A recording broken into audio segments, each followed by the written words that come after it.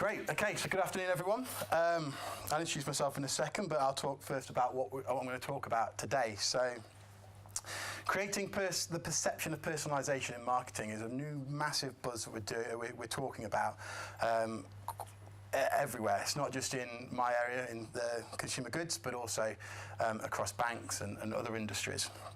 What do we mean by that? Well, when you walk down the street or when you walk through a particular tube station, you're going to start to see more and more digital billboards, digital signage, and we can use data to point you in that area at that point in time. Really, it's just a perception that that's what's happening. So we're looking at patterns of behaviours of groups of people. So an example of this, on the London Underground, Bank tube station, so Telefonica did a study, and on a weekday morning, Bank tube station from 6 a.m. till 9 a.m. is the majority of it is millennial men with a high affluence. So we now can use that data to find that particular demographic in our products, and we can put those particular campaigns in front of them. And I'll talk to you a little bit about how we are doing that. Big data, you'll hear that loads, and I'm not a massive fan of the term because it's too much of an umbrella. So one of my roles here at PepsiCo is to look at consumer data and how we're using that consumer data and how we're linking that in with our sales data and our operations data. And questions, when we get the data, we can answer simple questions like how many balloons does it really take to lift up a house? And we might address that in a little bit, but I'll let you think about that one as we're going through it. So a little bit about me. So I joined here at Loughborough in 2008 as an ITMB student. I took a year out in 2010 to 2011 at PepsiCo. And next year, you're all going to be considering your placement years. I would strongly recommend taking one, and certainly strongly recommend PepsiCo. After graduating in 2012, I got them the wrong way around, but for 2 months I was an estate agent selling houses and realised that I wasn't very good at sales, and then came back to Loughborough to work at the Team GB preparation camp before getting a phone call from PepsiCo asking if I'll go back. So I worked back on the supply chain manufacturing systems. I deployed Windows 7, so the upgrade from XP to Windows 7 across 4,000 terminals in the UK, all the manufacturing lines. I don't know if any of you have seen any of the Inside the Factory programs, but we did one with Walker's Crisps. There's a lot of technology on that show that I implemented with our operations teams. And then I became what's called a business analyst, and you'll see those roles pop up throughout your career. But in 2015, I moved over to our digital side of the business as a digital development lead, and it was quite a fun role. I got to go and travel the world, go to conferences, and find new technologies that were going to be coming up through the trends, and taking them back to our directors and our C-levels to say, this is what we need to be focusing on.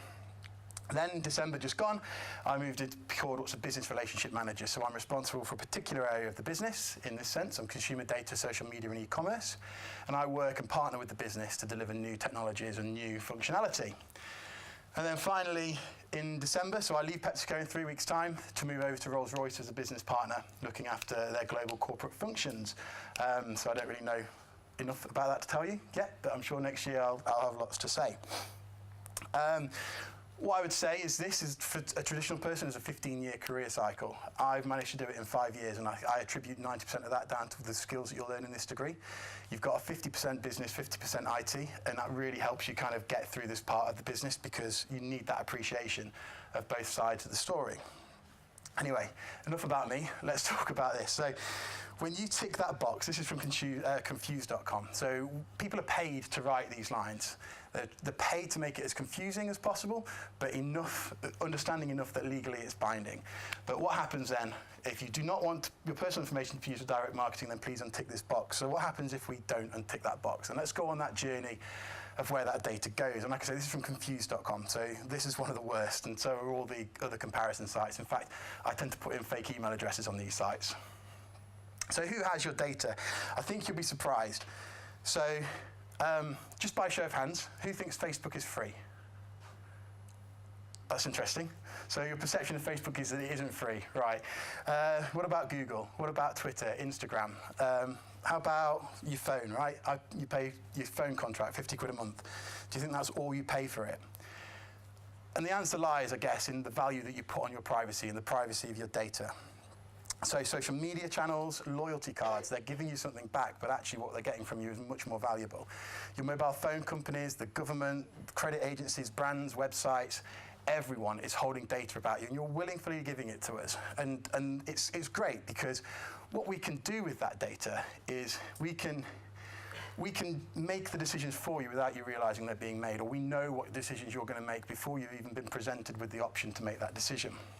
And just some of the information that's available. I mean, there's thousands upon thousands upon thousands of different lines of data that we can collect on somebody, but this is just some of them. So we know where you are, we know your location, we know where you live, which is scary enough, right? We know your home address, most people do if you fill in a form. We know where you work, we know what gym you go to, we know what car you drive, we know what route to work you take, we know what email your address is, you know how old you are, we even know how much money you earn. We know your political persuasions and your spending habits, and by building all of that together, we can create these profiles, these profiles of people that we can then go and target these particular campaigns towards. It's quite a scary thing just how much data we give away on a daily basis, just by, like I say, our browsing activities.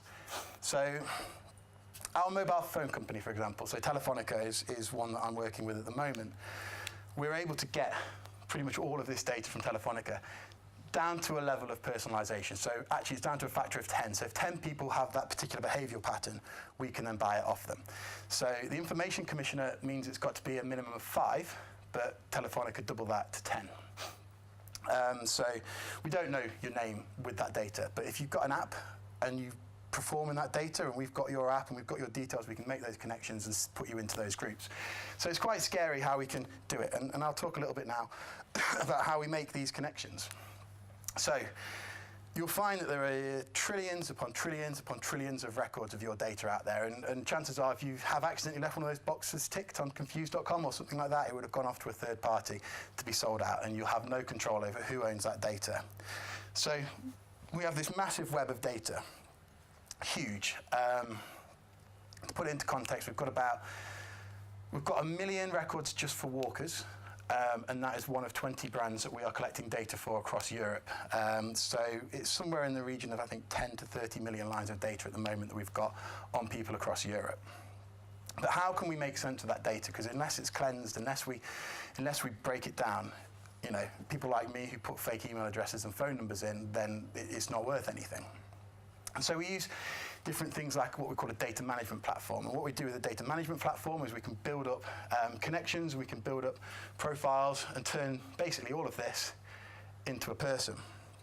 And there's a lot of science that goes behind it, and probably enough for me to fill a whole semester of modules on. So I was try to keep it really higher level for you here. But basically, we can collect data from anywhere, on anyone, buy it from anywhere and anyone. So your loyalty cards, particularly for a company like PepsiCo, loyalty card spending, your location settings and stuff like that are really key bits of data for us.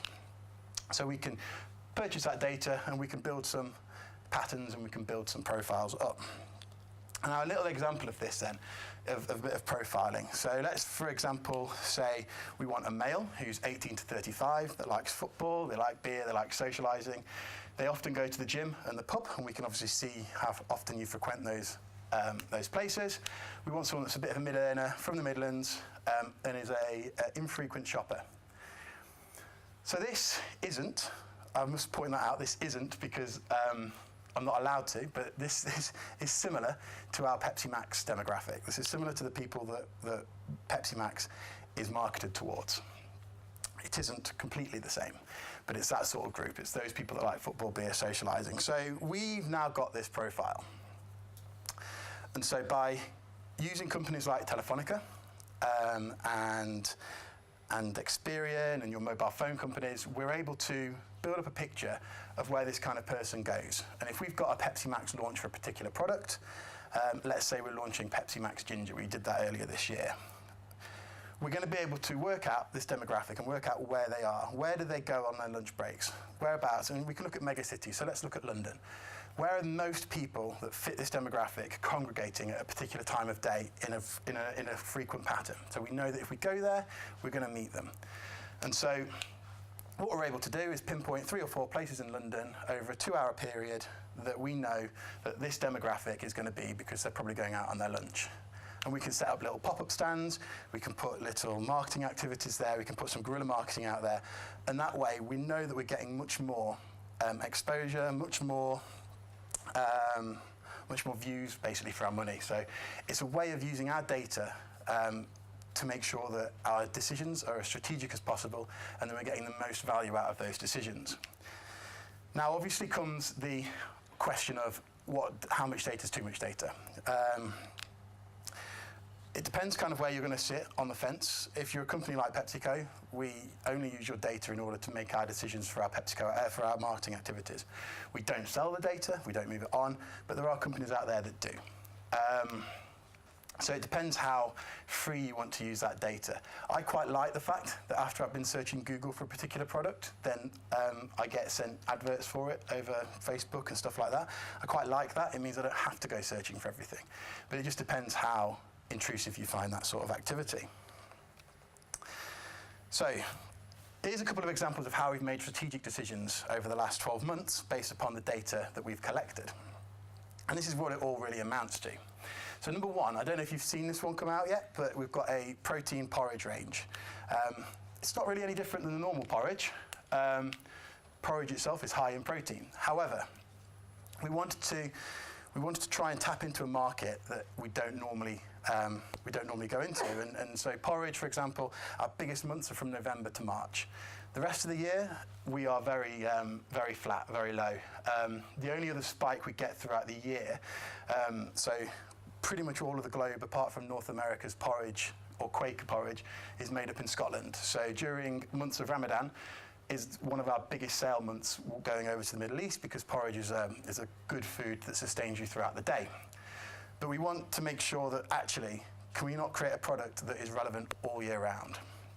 And so we sent out our data management company and we said to them, right, go out on the internet and find out what people are talking about at breakfast time. Find out what they're associating with cereals. So this is some data based upon, we said to them, right, okay, so what top keywords relate to cereals and tweets at breakfast time? And one of them was protein powder, and we found a couple of other protein-rich foods in there as well. Protein obviously coming out at the very top. And so then we kind of delved a bit deeper in and looked at protein at breakfast time. And then we're starting to find some more things. People are having them in smoothies and meals and protein powders and carbs. People are still concerned about carbs alongside it. So then we said, right, okay, well, let's build up these profiles. Let's build up these demographics. Who's out there talking about it? And obviously, we've got the fitness enthusiasts. They are going to be talking about it. And probably not terribly surprising are the vegans and vegetarians to try and find good protein sources because obviously meat is a strong source of protein, so they need to make sure they've got plenty of replacement proteins in their diet. The one that surprised us the most, though, was the expectant and new mothers. We didn't even consider this market prior to this particular bit of research. But actually, it's a really big topic for young mothers, or expectant and new mothers, that they're told they need to make sure they've got loads of protein, and they need to make sure that it's good protein and that it's coming from good sources. So they're really keen to try and find that. So what we did there then was we adjusted some of our marketing around our So Simple product, just to kind of state its protein benefits and increase its protein levels in there. And what we saw was a nice increase in sales in that particular demographic. And this is where data, and this was all based upon social listening, and this is where a lot of that data comes from. And we can make some really good business decisions based upon the data. The second one that I want to talk to you about is the case study we took to Telefonica. So in the UK, you'll recognise Telefonica as O2. So O2, so Telefonica is like the holding company globally for it. And we said to them, okay, so Pepsi Max, or PepsiCo as a whole, we sponsor a lot of Live Nation events, of which one of them is Wireless Festival, the other one's Download, and some other ones, I think we do Creamfields. We have a Pepsi Max stage at Wireless Festival. But is Pepsi Max the right brand? Do we have that right brand profile to meet the demographic that actually attend the event? So we said to them, tell us who goes, and tell us, can you answer this question? And we asked them 2 questions. This one they came back with a bit more of a definitive answer. The next one I've turned into a case study to talk to you about at the end and ask you for your opinions. So, Sorry. Right, so they gave us, first of all, the visitor details. So over 3 days, there was 74,362 visitors. If you add those numbers up, you'll notice it doesn't work out right. And the reason for that is that in that area at that particular time, there's probably going to be commuters or people that live there. And so what Telefonica had to do was to build up a profile of the people that live in that area and exclude them from the study. So if you'd been in that area for more than 3 days in the last 7 days, then you were excluded as an anomaly. So then we got our overall visitor details. So we knew that we had a case of 74,000 people. So it's going to be quite a good sample size. So this is all down to a factor of 10. So if 10 or more people have made a particular journey, we're able to see it. So we can look at top journey hotspots. Well, Wireless Festival is a London event, so we really focused quite heavily on London. There wasn't a lot of traffic from outside of London. So what we could see, all these stations were more than 250 visitors passing to get to Wireless Festival. This means that we can maybe put some posters up at very minimum or some billboards in those stations, and we know that there's going to be at least 250 eyes passing through that station, going to that festival. There's going to be quite a captive audience for us.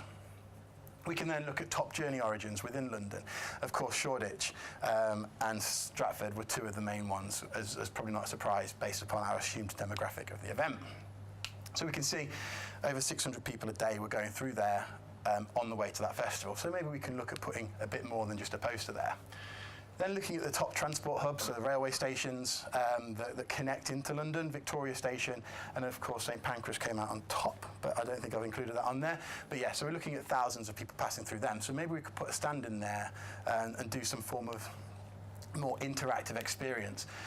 Rather than just plucking stations out of the air, we're able to make really targeted decisions as to where we're going to put them based upon people's previous behaviours. So this is where it starts to get a bit more interesting. So this is where we're measuring the demographic of visitors against our demographic for Pepsi Max. Now, this slide wasn't too shocking. So we kind of expected the main demographic to be down here from 18 to 35-year-olds. It was a bit surprising to see how low, though, 30 to 44 was, and then how high we went to 45 to 54. So there's actually a very missing demographic here in the middle of Generation Xers, and then we're kind of going up late Generation X into baby boomers, as we call them, and millennials down here.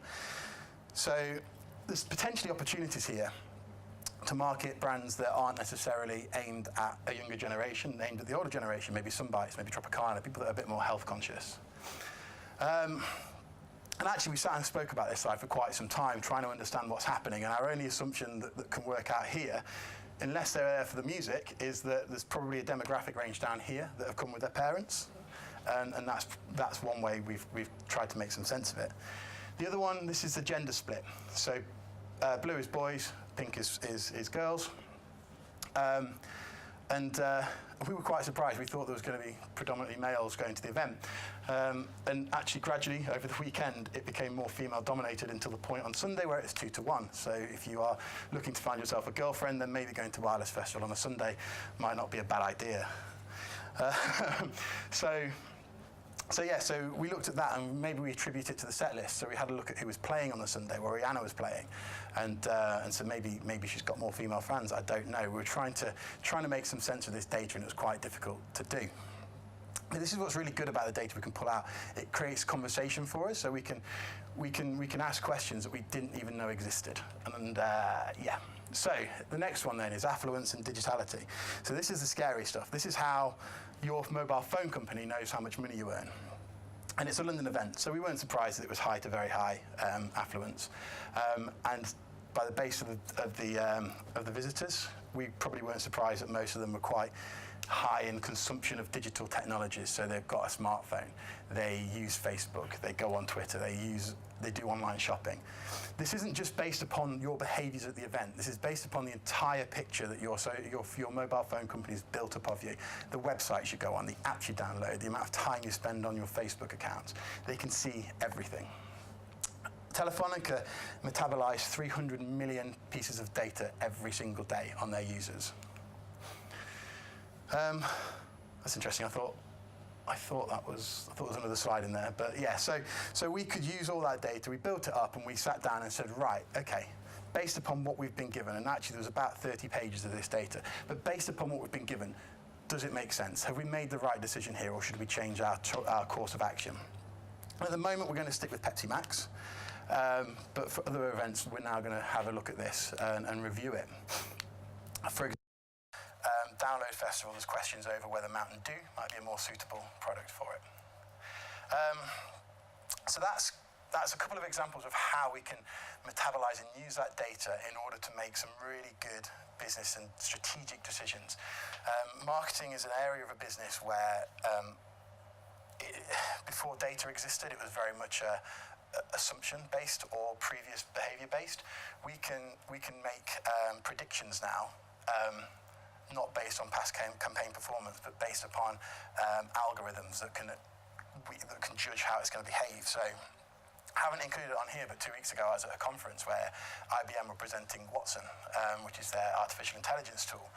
And what they're able to do with Watson is analyze millions of lines of data in seconds, and all we have to do is potentially put in an email that we were going to send out on a campaign, and they can analyze all their historical data and tell us how effective that email is going to be. Is that subject line one that someone's going to open, or is someone going to ignore?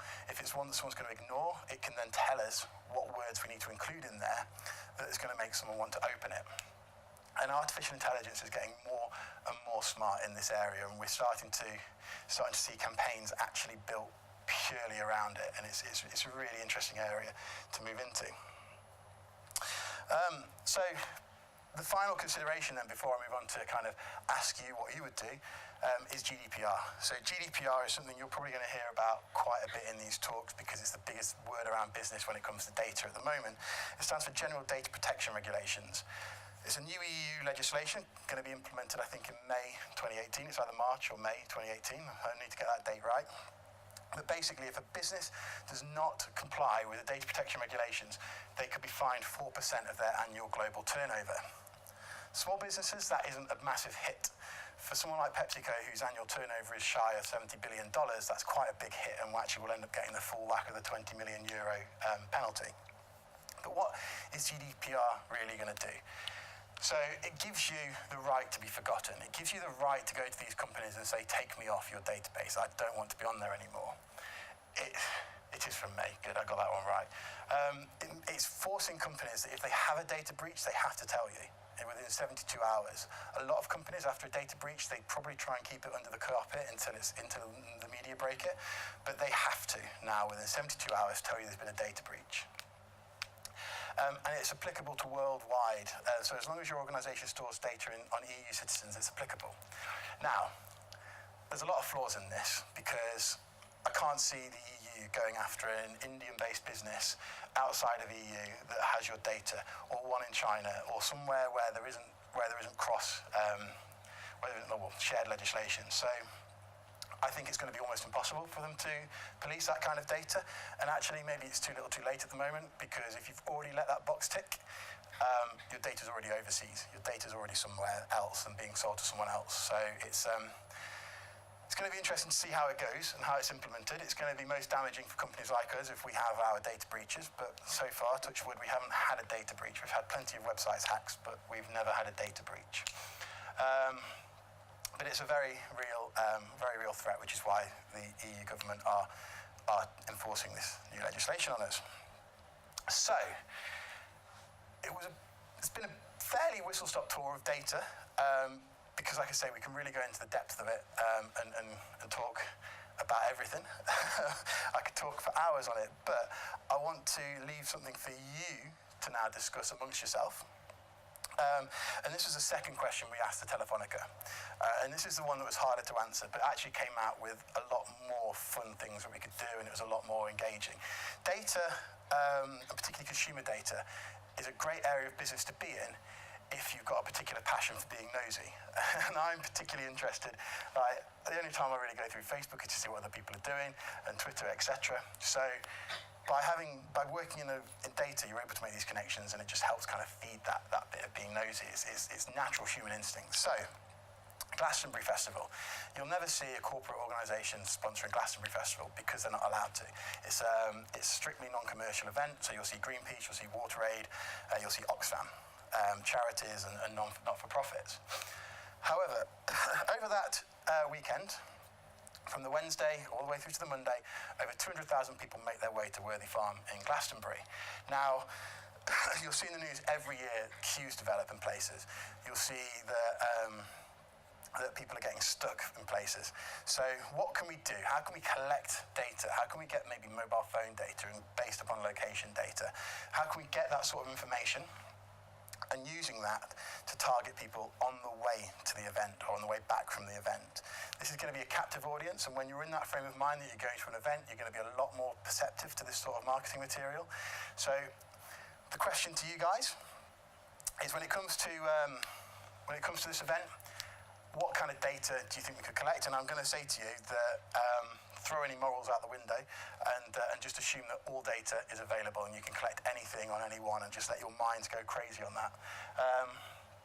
But yeah, so that is my question for you. We've had a great discussion here at Loughborough talking about different possibilities that we can do with data, and particularly for that case study behind us. Some really good examples here. We're using the location data we can get from Twitter and other social media channels, and partnering maybe with service stations along the way and creating a Pepsi Max experience, or stop in at this service station and pick up your festival pack. Another really interesting comment that we had from here as well was talking about a radical idea, and actually when we drilled into it, the idea itself probably wasn't terribly radical. And that was one of the really big points I wanted to try and make today, was that the extent by which we look at data is certainly stretching ethics and morality from one level or another, but obviously it all stays within ethics and morals, but what you can potentially perceive as being private data. Everything's down to a factor of no more than 5 or no less than 5 by the Information Commissioner, which means that we can't necessarily get completely private data, but it's anonymized to a level that it's still keeping your privacy in check. There were some other really good ideas about using location data, for example, to find out where the traffic queues are or where they were in the previous years, and then using that data in order to create some form of activity in the following year, albeit maybe sending a moped down alongside a line of traffic to give out some free products, or even some marketing on the way.